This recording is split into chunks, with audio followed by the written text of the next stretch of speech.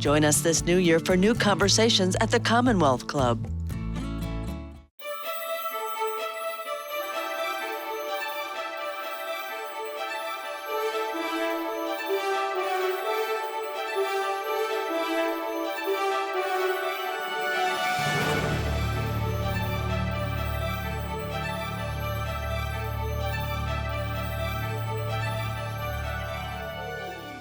I'm John Zipper, the club's Vice President of Media and Editorial, and Michelle's co-host for this program. Now, at the Commonwealth Club, we're still producing hundreds of programs a year, both online and increasingly in person again. So check out our upcoming programs at commonwealthclub.org/events, or specifically get Michelle's upcoming programs at commonwealthclub.org/MMS. If you're watching us live on YouTube, add your questions to the chat box and we'll work some of them into our discussion today. Now I want to introduce Michelle Meow. She's the producer and host of The Michelle Meow Show and a member of the Commonwealth Club's Board of Governors. Hello, Michelle. Hey, John, thank you so much. And thank you to all of you who are joining us for this program. Happy New Year and also Happy Lunar New Year for those of you who observe. It's coming up this Monday. Also, something very special is coming up this Monday, a film that premieres on PBS's documentary series Independent Lens, and it's an in-depth look at the evolution of queer comics. So here with us to discuss the film is director and producer of No Straight Lines and a couple of the artists whose work was featured in the film. We've got Jennifer Camper, who's a cartoonist and also founder of the creator of Rude Girls and Dangerous Women, Subgirls, and also editor of Juicy Mother Anthologies and founding director of Queers in Comics Conference. Justin Hall, who's creator of True Travel Tales, Hard to Swallow, Theater of Terror, Revenge of the Queers, and No Straight Lines, also contributing to the film, as I had mentioned. 4 decades of queer comics, also a producer of No Straight Lines and the chair and master's in comics program at the California College of the Arts. And of course, I mentioned the director and producer of No Straight Lines, Vivian Kleiman. Before we get to the conversation, we've got the trailer just for you. Clearly, when I discovered gay comics, the thought that I could draw about my queer life was really revolutionary. I was tired of feeling hidden, feeling misunderstood. A fuse had been lit. It's time. Let all the voices out. The storytelling became very raw and visceral. We're no longer token sidekicks. We're no longer sad stories. It was like nothing I'd ever seen before.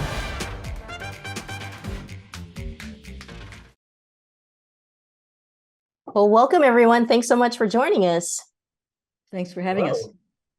Great to be here. One of the things I enjoyed a lot when I was watching the film was the fact that, in comics, there was an opportunity and space to come out in a lot of different ways. And so traditionally here on the program, we share coming out stories, and that's where we will begin. So I'll start with Vivian. Share with us a coming out story. Oh, how fun. Actually, mine was a tortured route. I was, like you'd say, I was dragged up in a fundamentalist religious home where if I came out to my mother, she would say the prayer of the dead over me. So it was it took me a while to come out to my family. But once I arrived in Amsterdam that sunny day, there was no turning back. Justin. My coming out story was a lot less dramatic than Vivian's, I think. I grew up in an academic household, and it took some time with to get everybody adjusted, and there's definitely an evolution, but I was in no real danger, and I give thanks to that for profoundly. And in fact, my parents are quite loving and supportive, and that's just a true blessing. And finally, Jennifer.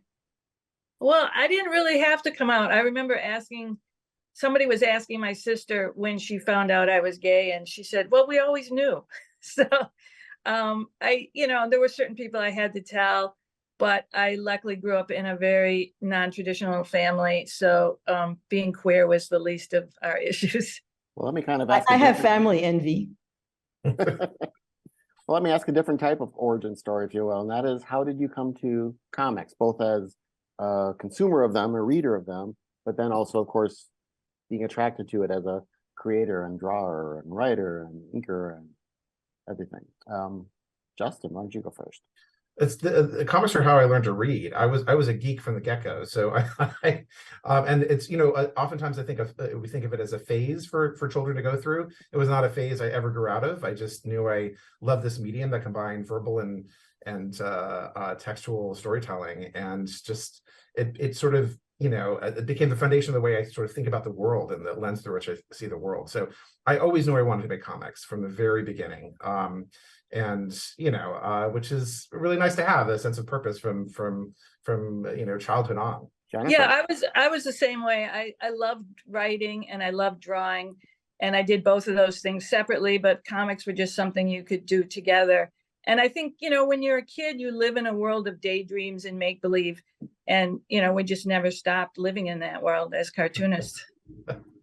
And Vivian? Well, unlike the two artists, Justin and Jen, I was a mere consumer of comics from a young age, going to the store with my couple of pennies and buying Archie and, Superman and whatnot, and then graduating to Mad Magazine. But really, it was Alison Bechdel's Dykes to Watch Out For that grabbed my heart. And, here in the Bay Area, it was syndicated every other week in the local feminist newspaper Plexus. And with bated breath, we would all just, run to get our issue and find out what happened to our favorite characters. Let's stay with you, Vivian, and talk about the film and how it came to fruition and the idea of it. I mean, a focus on our community, our LGBTQIA+ artists, but not just as artists, as human beings, as folks who have contributed to our movement, and so on. And so I feel like, this film isn't just for the queer people who are into comics or even comic fans. Thank you. That's wonderful to hear. The idea actually originated with Justin, who, after having completed the first anthology of queer comics, No Straight Lines, 4 decades of queer comics, had the notion of doing a documentary film, was approached by a mutual friend, Greg Sirota. And so the genesis of the project began because Greg and I had worked together, and Greg invited me to get involved. Long story short, what really grabbed my heart, because in the beginning it was kind of like, well, I don't know. Maybe I'm not the right person for this because I'm not a comics geek. But Justin really encouraged me to go and attend the world's first international ingathering of queer comic book artists, organized by none other than Jen Camper and Justin Hall. And I walked into that conference space and I was immediately grabbed. It was the entire panoply of queer life, from the GQ gentleman on, engaged in conversation with a young person, very much gender non-binary, covered with tats, and everybody around them completely engaged in conversation and joy. And the stories that I heard over the next few days of the conference were so compelling that I like to say it was a casting director's dream, because he had so many people to choose from to film, and so many images, a plethora of delicious imagery to focus on, that it really was like a little kid going into a candy shop. And Justin, tell us about the origin then of the book that was the origin of the movie, the film. Yeah, I mean, Jen can speak to this as well. Queer cartoonists, we were such a sort of insular little world, and everybody, it felt like everybody knew each other, which is not exactly true, but there was this, very much a community sense within queer comics. Queer comics really existed in a parallel universe from the rest of the comic book world, because they were not really sold through bookstores or comic book stores, but they were serialized in queer and feminist newspapers. They were sold in, gay and feminist bookstores. Queer publishers would publish them. So they really existed sort of in a parallel universe. And I got into comics, and I initially started a queer cartoonist panel at Alternative Press Expo here in the Bay Area in San Francisco, and brought Alison Bechdel on in 2003. And already she had been making Dykes to Watch Out For almost 20 years at that point, I think. And was one of the greatest cartoonists on the planet, but no one had heard of her, and she had never been to that was the first time she'd ever been to a comic book convention. Just sort of wild. That's how isolated this scene was from the rest of the comics world. And it became, you know, I got involved with Prism Comics, which was one of the first sort of nonprofits to sort of support queer cartoonists and queer stories within this comic space. And just I started meeting more people and wanted to create a history of this artistic scene and community that could be accessible by people outside of it, by people in the broader comics community and even outside of that. So yeah, so that was sort of the genesis of the book. And I'd say about sort of 3 years of research, digging through different archives and talking to people. Again, it's a community that's quite tight knit, and everybody is sort of knows each other. So I could get personal stories from people and find out where, what happened where and when and how. And Jen was a huge part of that too, because she is a font of information and knowledge and wisdom. Jen, that's your Do you want to add anything to that, Jen? Well, I think what's interesting about queer comics is they also are a documentation of queer history and civil rights. So you see the things that we're talking about in comics from the late 60s, 70s up till the present mirrors what's going on in the queer world. And so you get lovely comics and lovely stories, but you also get a sense of our history, and I think it's an archive of our community. Mm-hmm. I love the film, and it was great to see some of the just epic, huge names. You mentioned Alison Bechdel, Jen, you are in there, so back in 2015 when I first started co-hosting programs with Michelle Meow, our very first guest was Howard Cruse. Oh. And he was absolutely a delight to talk to. And I was pleased that I also had the chance to work with him when he did a cover for our Commonwealth Club magazine one month. Oh. But so let's talk about some of the folks who were in the film and maybe start with Howard. I mean, he kind of seems to have been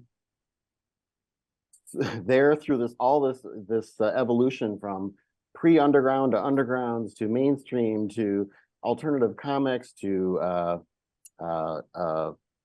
graphic novels to online. So maybe someone start and give us some more what he was like and what role he played in this evolution.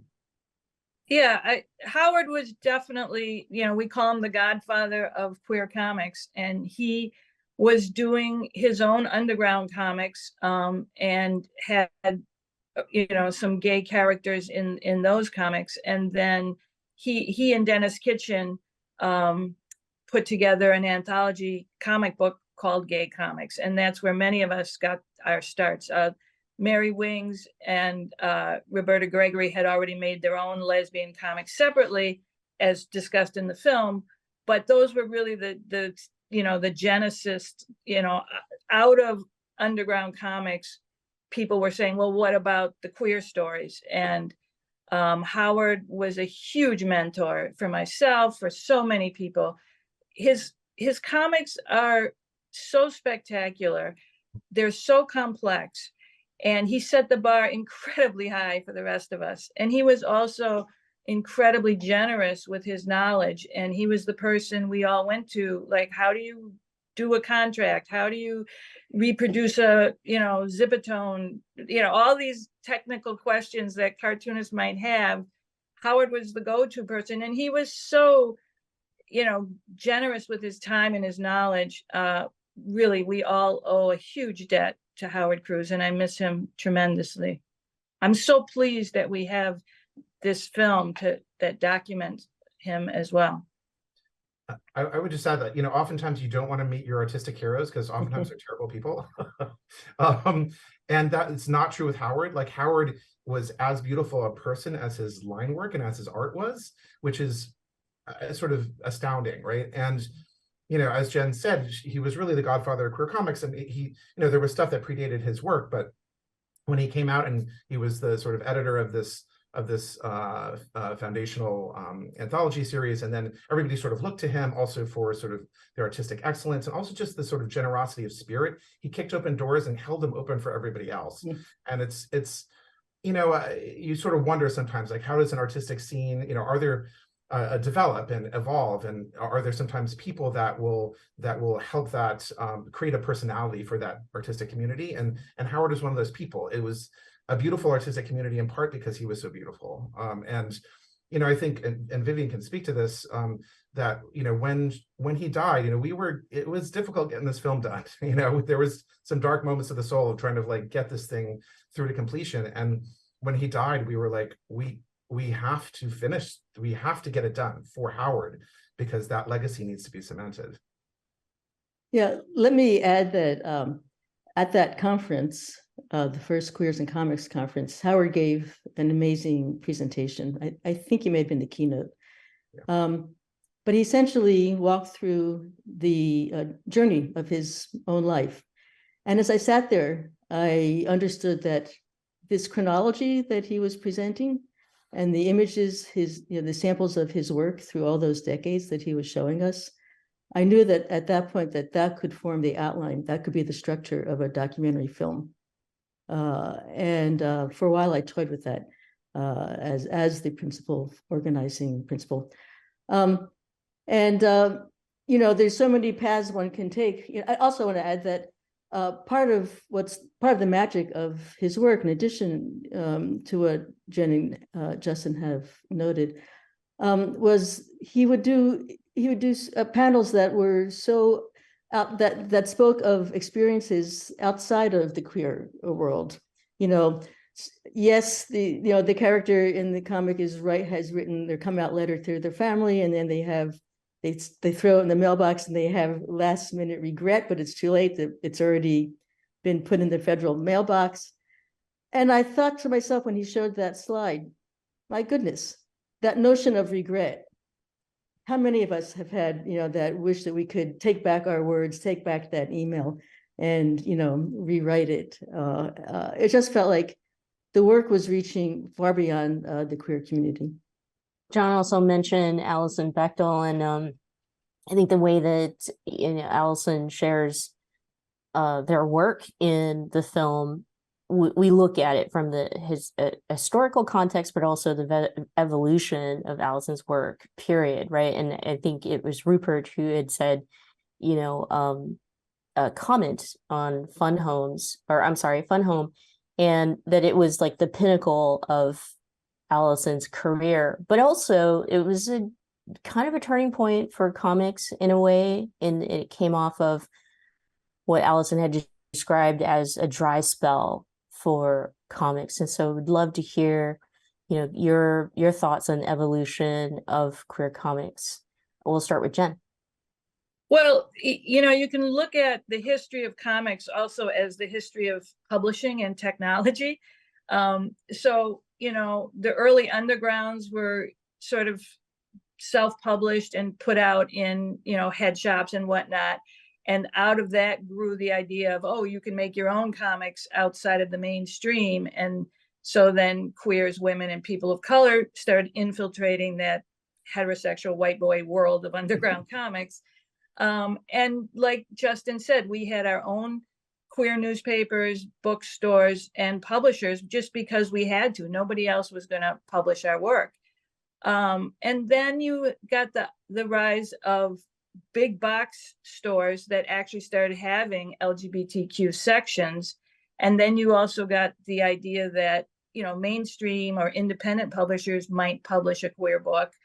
And then the internet came. And so all of our structures were constantly in flux and changing. And, you know, Alison and a bunch of us were publishing in, you know, doing bi-weekly strips that would run in maybe 50 queer papers in the United States and Canada.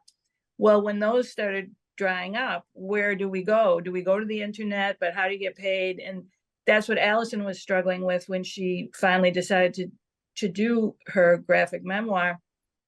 And, you know, the whole comics world is always changing. It's still in you know, publishing is changing. So it's interesting to see how that influences the kinds of work we make.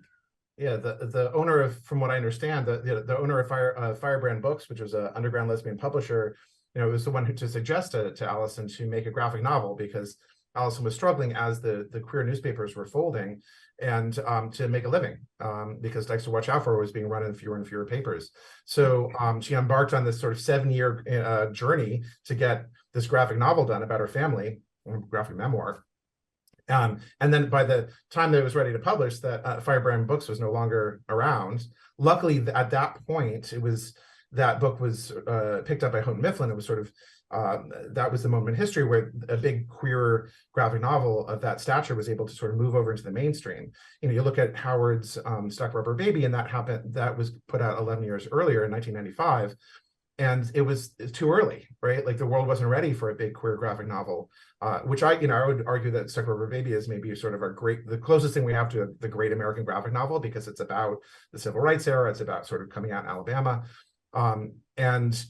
It got critical attention, but it didn't get the sort of audiences that Allison was able to get with Fun Home. So it was the moment was right for Fun Home to come out. And then Fun Home, as Michelle, as you mentioned, it really changed everything. I mean, it allowed for not only a big queer narrative to come into the mainstream, and but also for a book of that literary stature. It's probably the most literary graphic novel that had been made to that point. And it really sort of gave a new paradigm for creation comics.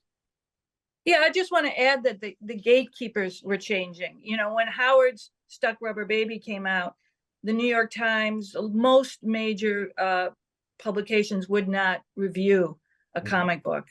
And, so it was, in a way, Howard was too early. And so, it was by the time Fun Home came out, there were enough people who were editors and publishers and gatekeepers, basically, who had grown up with the idea of literary comics for grown-ups as a thing.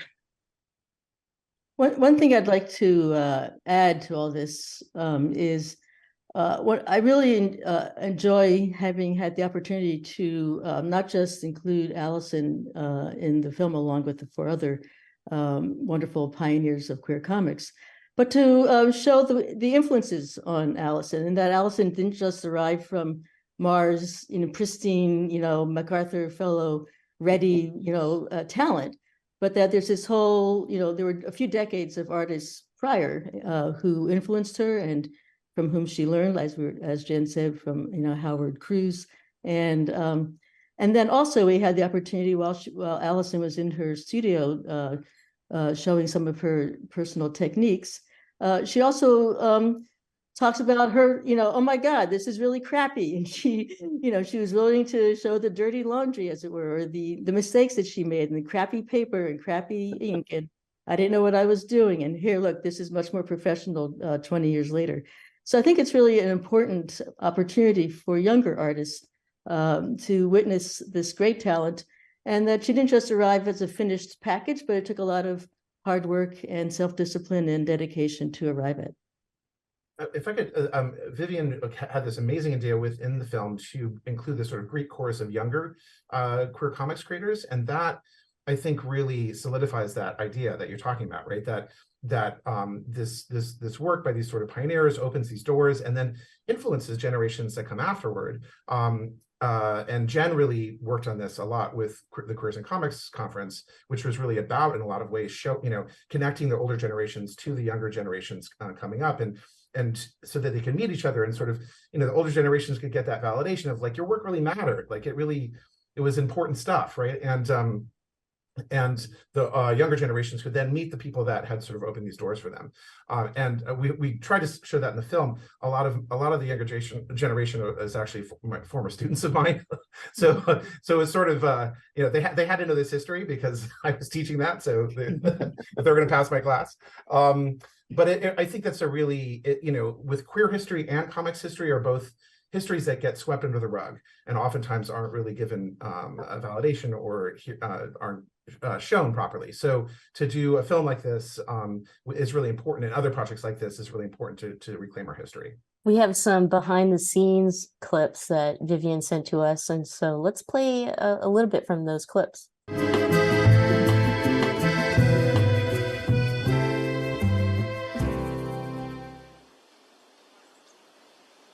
You know, for a long time, I really enjoyed all that public stuff, even going to big conventions, doing book tours, meeting people in different cities, going to colleges, talking about my work. I did that very happily for a long time until I just hit the wall.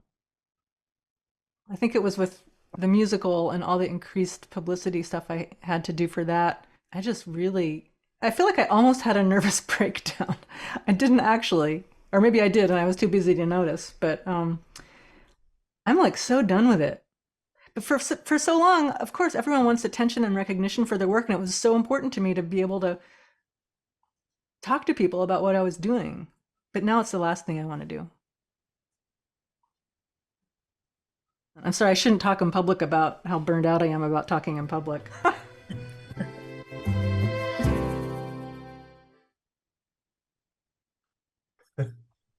I hope she doesn't kill me for including that. That was great to see. Well, you know, that's such a common thing that cartoonists struggle with, because making comics is incredibly labor intensive, and you spend you know, there's research, there's writing, there's drawing, it takes years and years, and so, you know, so many cartoonists are introverts where they just hole up in their room and work. But then, you know, some of us are extroverts and want to go out and have adventures. It's a constant struggle, time and labor for cartoonists. I was actually going to ask more about that because my stepfather was a political cartoonist, and he also did a strip for 4 years back in the 70s. And I was thinking along, because he did it all himself, you know, everything, his ideas, everything, he would create it and do it all. And then Jen, in particular, I'd like you to talk about then, okay, how did the idea for the conference come about? And tying to that was there a hunger for people to kind of break out of their own kind of, for lack of a better term, their own shell and have their own creative process, and to talk about it? And, you know, was it difficult to convince Howard to talk about his life, or were people hungry for that? Yeah, I mean, I'm a rare breed. I'm an extrovert cartoonist, so I love to throw a party, and I just wanted to have a big party, invite all the cartoonists, but I made it a conference, so we had some excuse to get together. And I just wanted to, you know, figure out a way we could get as many queer cartoonists together in a room for a long weekend. And I think people were really hungry to see each other, and also, you know, the idea, as has been discussed, about bringing the different generations together. Mm-hmm. You know, so many of us have read each other's work, but we never met each other. And so it was really exciting for me to find people, you know, that I had read, but I'd never met or didn't ever know where they were, and to try and, you know, dig people up out of the past, and then to, you know, bring in all the new people. And you know, it was a tremendous amount of work, and I probably won't do it again, but we did 3 conferences, and it was phenomenal. And I can point to people who met at that conference then who ended up doing work together. And so I feel like all those 3 conferences were absolutely generated new work and new ideas. If I could speak to one moment like that which I love in the film, is when you see Lawrence Lindell talk about the influence of Rupert Kennard. And Lawrence was a former student of mine. I had sort of taught him about Rupert's work. And then when Jen and I put together the Queers and Comics conference at CCA in 2017, we put them on a panel together of queer Black cartoonists. And they were able to meet each other, and that, I think, was really profound for both of them, because you could see this intergenerational legacy. And now, and so to capture that, you know, Vivian was able to capture that in the film as well, which is really wonderful. And then just recently, Lawrence put together a Kennard Award, which he's like sort of giving out to people, which is really sort of continuing that legacy even farther. So that just warms the heart. Rupert's story in the film is really interesting. Why don't you tell the viewers of our program here more about him and his creation, because he also was one of the folks who kind of crossed over and combined both gender and racial issues, and just went straight full forward with it. And then sometimes catching some of the audience unawares that, oh, I didn't realize this character was gay or whatever. Vivian, if you want to take this, you've known Rupert for quite a long Yeah, time. I actually met Rupert first in the 80s. He was a friend of my film partner and buddy, Marlon Riggs, who created a very controversial film called Tongues Untied about being a Black gay man in America. And yeah, at the time, Rupert was working in the Bay Area doing graphic design mostly, and he did start a strip. I believe he was working with the Advocate. I don't remember exactly. And then he moved out of the area and unfortunately had a traumatic health situation. So that kind of changed his life immensely. But one of the things that's most amazing about Rupert is, for one, he has the most mellifluous voice. And all the sound recorders just love working with Rupert.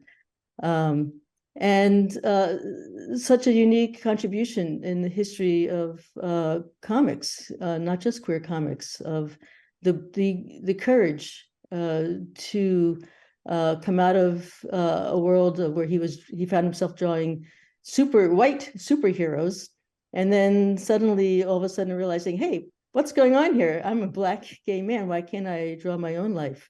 And that epiphany is a very special moment in the film.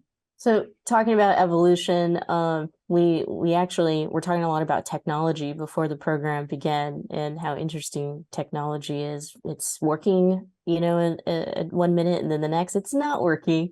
But how are comics consumed today? Are people consuming them through their phones? Are they posted, in Facebook or TikTok posts? Tell us how, people are consuming comics today. We'll start with Jen. I mean, all of the above. Everybody is getting their comics however they want or however they can. So definitely the internet is a huge boon for people to get their work out there. And people are reading comics on all kinds of screens. And yet publishing is still going strong. And what I love is there's still hordes of people still like making their own little zines with paper and tape and staples and photocopying. And every comic convention I go to, there's a new batch of kids making homemade zines. So I love the fact that all and every technology is fair game for comics. And that's one of the glories of comics, is that they're so accessible, and they're on a bulletin board or taped on a refrigerator, or now they're get turned into memes and they're on all social media. They're a really powerful way to communicate ideas, and that's part of their glory. It absolutely is connected to the history of technology. It's really interesting that you think about, for example, the rise of the punk zines and mini comics, and that was really tied to the easy accessibility of photocopy machines that were coming into play, right? In the same way that 8-tracks were sort of, the development of the 8-track was a way that punk musicians were able to sort of come into creation. So technology absolutely becomes a huge part of how art is created and distributed. And I would also say in terms of community building. So when I made my first comic book, I did it in a vacuum. I didn't know any other cartoonists. I didn't know what I was doing. I had no way to find out what to the proper ways to create a comic. And then I sort of stumbled into, I remember I was getting a cup of tea at a local cafe, and I saw a geeky comic book tattoo on a guy, and I was like, oh, that's the Spidey Tracer from the original Spider-Man comics. And he was like, oh, you know comics, and I'm making a comic. And I was like, I'm making a comic too. That's how I met my first cartoonist. And we then ended up tabling together, and then I started meeting eventually queer cartoonists like Jen and other people, and then becoming part of this community. But now I watch my students, and they can create a comic, they put it up on Instagram, and boom, they have community right away. People interacting with their work, commenting upon their work, trading tips about how to make the work. All that stuff happens instantaneously now. So Jen, I'm not sure what your early experiences were, but for me, it was like coming out of a vacuum, slowly kind of scrambling and clawing to get my way into a community.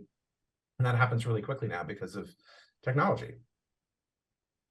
One thing that impressed me one of the conferences, I was seated next to a very young person who had a sketchbook and a pen and was just drawing a comic. And I turned to this person, I said, "Hey, you're using a pen and paper. That's like old school, isn't it?" And the person looked at me like I was from Mars and said, "Well, is there any other way you could do a comic? You can't like do it on a computer." This is somebody who is probably 22 years old at most. At the same time, we have an artist, Awan Mance, who lives here in Oakland. And I don't know Awan's original work, but I know that a lot of Awan's work is working directly on a computer. And now Awan is doing animation. And so it's really cool seeing how the tools of the trade are evolving and artists are picking up on what's available and accessible in electronic medium. We've talked about this. Go ahead. I was going to add that, so much of this is points to why community is so important for both queers and cartoonists, because, how do we learn? Oh, there's a new piece of software out that you can do this technique with. Well, you learn from other cartoonists. A lot of us do. And how do you navigate through the world as a queer person? We learn from our community. And I think, I feel really grateful that I've had both those communities in my life. Certainly being a creator of art and sharing it via social media can give you that great interaction from your intended audience, let's say. We also know social media giveth and taketh. I mean, do you also get the negatives from the various jerks who are going around protesting drag queen power or reading books and stuff like that? Do you get that negativity feedback from social media? How do you deal with it? Or is this under the radar to them because it involves words that they'd have to read? Well, in terms of the film, we've had very little negative feedback, which I'm completely stunned and appreciative of. There have been, if it was a film that appealed to everyone, I would have been wasting my time. So I'm very happy to have some people reject it and some reviewers reject it, but they're very few and far fewer than I ever expected. So that's very gratifying. Queer comics have always been censored. Back in the early days, there was a lot of issues about what we were printing in the gay press, and certain stores wouldn't carry those kinds of content. Certainly publishers wouldn't publish our work.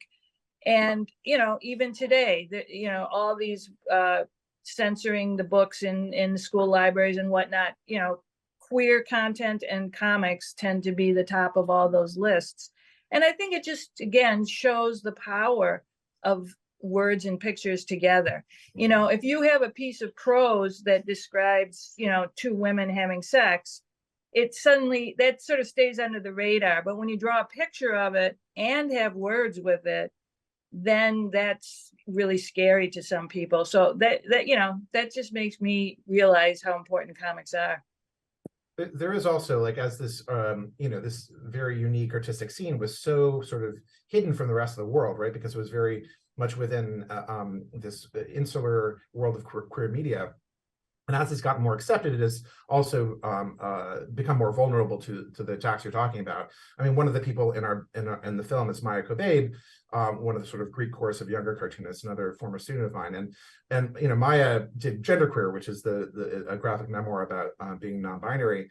And E has had to deal with incredible threats, and it's the most banned book in America now, in part because of what Jen is talking about. It's a very sort of thoughtful and it's not obscene at all, but the fact that E draws a body, a human naked body in it, not for pornographic intent, but just sort of I think just freaks out certain kinds of people, and it directly addresses the concept of queerness, that queerness exists and is not a bad thing, and here's my journey with it, and other people should take strength in the journey that I went through, and I can tell them something about that, and we can help each other.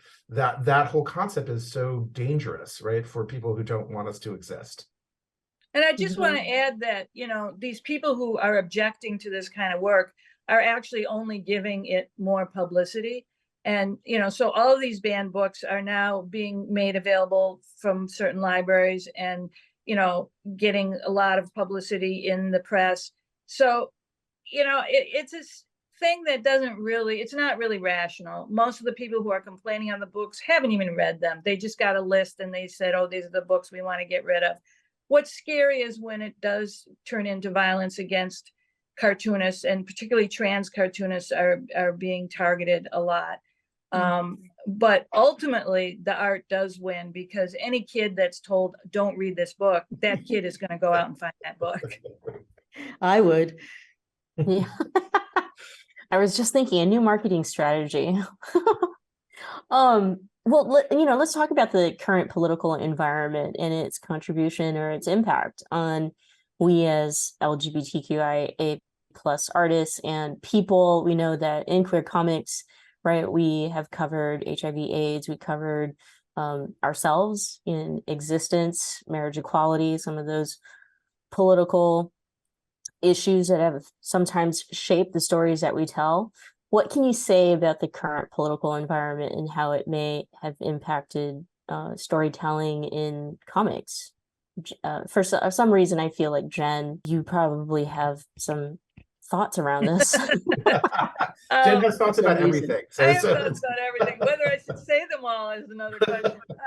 You know, I think, like I said before, you know, we're going to reflect our times in the comics. And so, you know, right now, sort of, you know, there's within any civil rights movement, there's, you know, 2 steps forward and 1 step back. And so, you know, we've made tremendous progress, but we still have a lot of battles to fight. You know, the harassment and need for civil rights for transgender people is paramount. And, you know, I think that's something that's reflected in trans cartoonists' work and everybody's work dealing with gender and identity and issues of civil rights. I think also people are moving into genre in a new way. You know, it used to be that everyone was telling their coming out story, and now it's, you know, I think the biggest topic is sci-fi and fantasy. You know, it's kids growing up reading a certain kind of comic and then saying, well, I'm going to make this comic, but put my own identity in it. So you're starting to find, you know, comics that's journalism, that's erotica, that's literary fiction, that's autobiography, that's biography. Like all these genres are being explored, and all different kinds of art, different ways to use words and pictures. And that's what's exciting, because it's a art form that can be the envelope can be pushed so many ways. Queers in space. I'd like to bring it, excuse me, I'd like to bring it home to the film for a moment, describe the trajectory as to how we arrived at national public television, because I think it's a cautionary tale. We tried knocking on the doors after the film finished its festival run. We tried knocking on the doors of all the corporate streamers, you know, Netflix, HBO, Hulu, and we were rejected multiple times. Can't say exactly why, but can suspect that it was, somebody once said it was too educational. About what, we won't say. But the point is, then National PBS came to us and said, hey, would you consider broadcasting this film on national public television, knowing that we would have to make some adjustments to the images to conform with FCC regulations. I was quite familiar with the FCC rules and checked in with the main artists. Of course, wouldn't move forward without their approval. And the response was, we don't like covering up body parts, but for the sake of reaching 2 or 3 million viewers, we agree.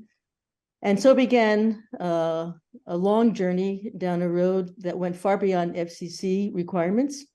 And then we entered the land of PBS morals. It's not laws, but it's like the new morality that the new standard that the legal department at National PBS has in order to protect themselves from assault from the extreme right, which is they have their finger on the trigger to throw darts at the art, funding of the arts, funding of culture, funding of public television.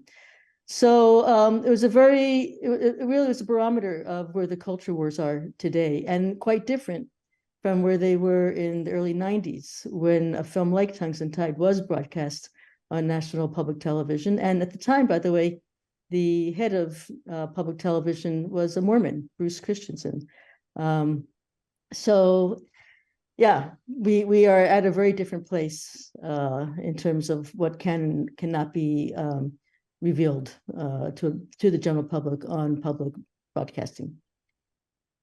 Let me go off on that in a bit of a different direction. I'm going to ask you this question, Vivian, about the film, but Jen and Justin, I want to ask you about it in terms of comics, and that's the audience. And with something like PBS, Vivian, you just mentioned it's going to be billions of people who are going to watch it. Clearly, they're not all LGBTQ audiences. They're all not LGBTQ comic consumers.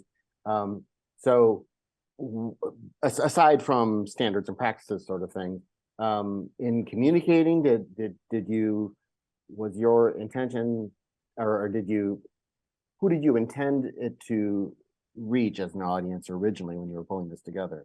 And then Jen and Justin, I'm going to ask you about, because I think I take it kind of in the early days of the undergrounds and such, you had a very specific audience of gays and lesbians who were finally hearing someone or seeing someone talk about their stories. But has that changed over the years? And now Fun Home was recommended to me by a straight person, and so that what kind of an audience, how does that, or if that affects what you do and how you communicate it? So if that's not a long rambling question, I'll just throw it back to Vivian. Vivian, go first. That's my kind of question. When Justin and I first sat down and started to think about a film, I can absolutely assure you there was never, ever a second that we thought it would reach such a broad audience of viewers. It was clear that the queer community was going to be eager to see the film and learn about our history through the vernacular of young people, which is comics. I suspected that the audience would just in general be young people because comics, that is the language of today. The notion that it reaches a bigger audience, however, yes, it completely is surprising. But at the same time, we worked really hard to make it be more than just who did what when and following a linear chronology. The film is not chronological in its storytelling. And it is not focused on information. It's more about personal stories. It's about challenges that people faced and overcame. And the idea was to have those stories work in service of reaching young people who might be going through the same. I wish I had had this film when I was a young person. It would have helped me enormously. I know that the incidence of attempted suicide among queer youth by far exceeds the general population. So that I've always had that in the back of my mind. And if I could reach one person, that'd be awesome. But I know as a filmmaker that if you infuse a film with authenticity, where you're not trying to explain it to an outsider, but you're constructing a conversation among, friends or like-minded people, that you are giving it a vitality and a rawness that appeals to a much bigger audience. And that's what we were trying to aim for. And that's why we spent a lot of time in the editing room. Justin, from the... Yeah, I mean, just to echo what Vivian said, like that was absolutely in our minds with making the film, that we wanted to create authentic stories. And of course, and Vivian had to sort of remind me, because I'm a historian, right? So, and a comics historian. So Vivian had to remind me, like, it's a film about this history, but it's really a film about characters. And so, but I've worked with characters as well. So but it was nice to sort of be able to capture these. Luckily, these pioneers are not only important historically, but also incredibly fascinating, interesting people on camera. like Jen.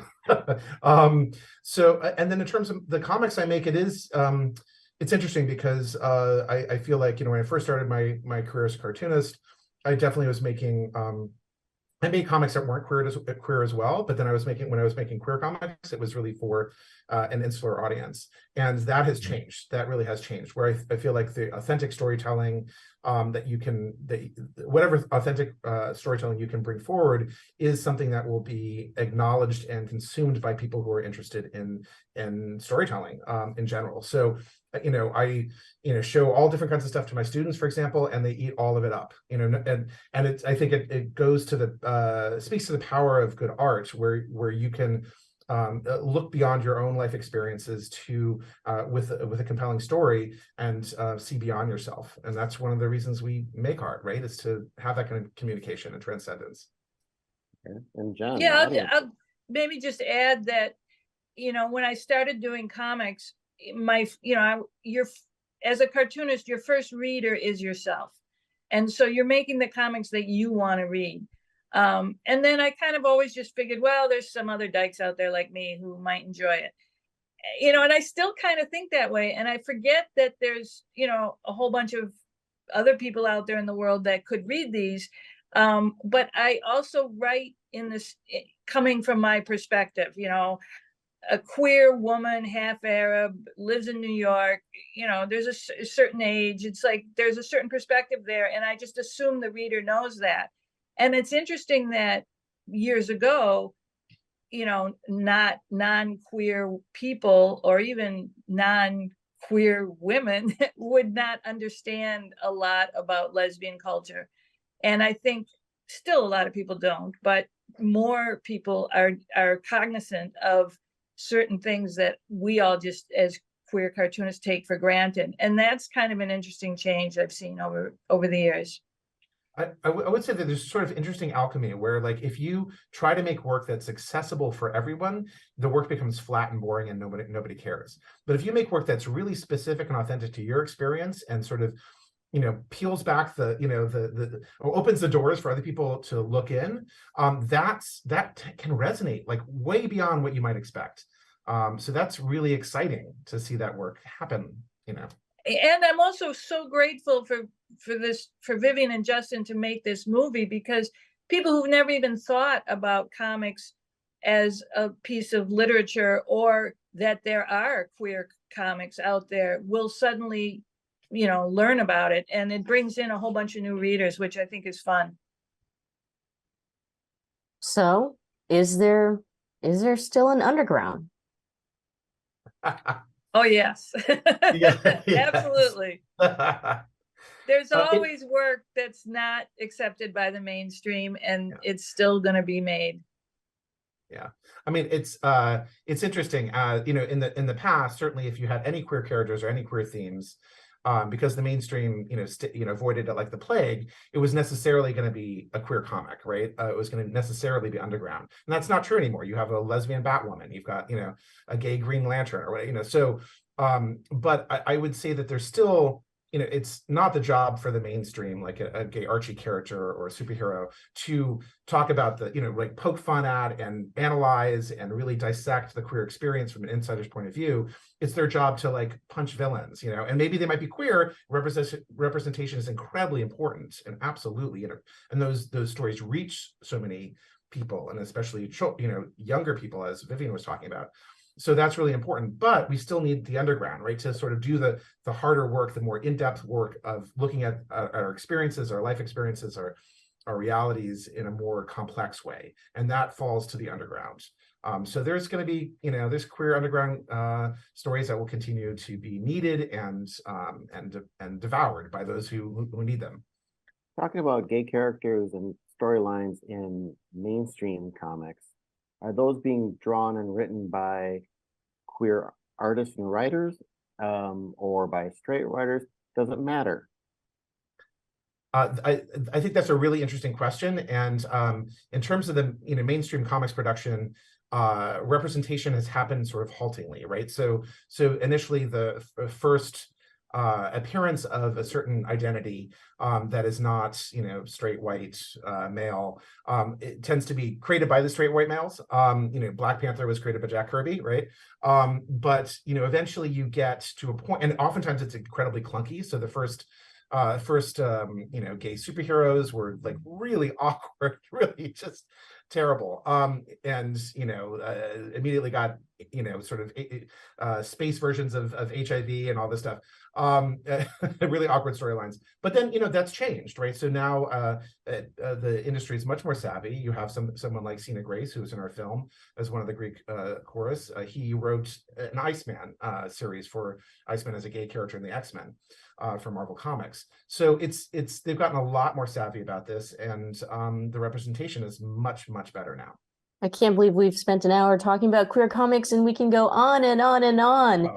But as you all head into the weekend, we want to remind you that this film, No Straight Lines, premieres on Monday on PBS's Independent Lens documentary series. And I think it's 10 in the evening, Pacific or Eastern? It depends on where you're located, and not this. The challenge is not all cities show it at the same time, or if at all. So you kind of have to, if you want to watch live broadcast, you have to check in with your local PBS station for their schedule. Got it. Well, the last question, go ahead, Justin.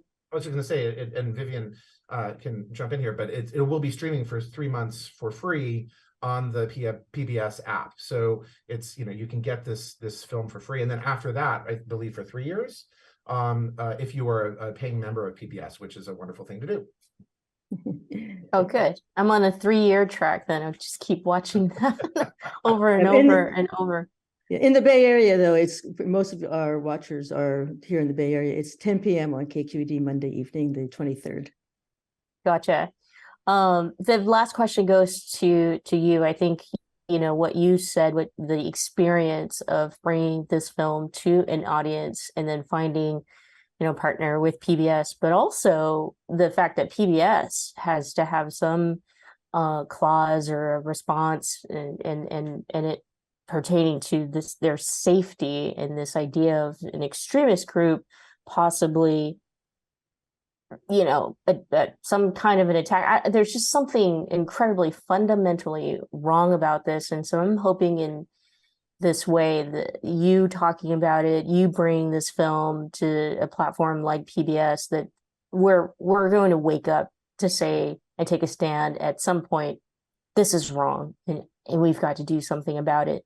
What are your hopes as far as the takeaway for people who tune in and watch the film? Oh, really, truly, I do hope that there will be young people watching the film, and that they will feel the freedom to express their authentic selves. And if not within the safety of their homes, at least they can go online and find like-minded people. And I hope that the film will help encourage that that process of self-discovery. Awesome. Anyway, Jen, you want to add something? Yeah, I was just going to say, I hope it brings us all more queer comics. Absolutely. So everyone tune in Monday or become a PBS supporter, get your access. I want to thank all of you for joining us. It's the first program of the year. I'm on the other side of the world, but don't worry, don't fret. I'll be back soon. And like John said, there are going to be more in-person programs. And so I look forward to that. John, you have the last word. Well, we'll be back online tomorrow, same time, for the next Michelle Meow show.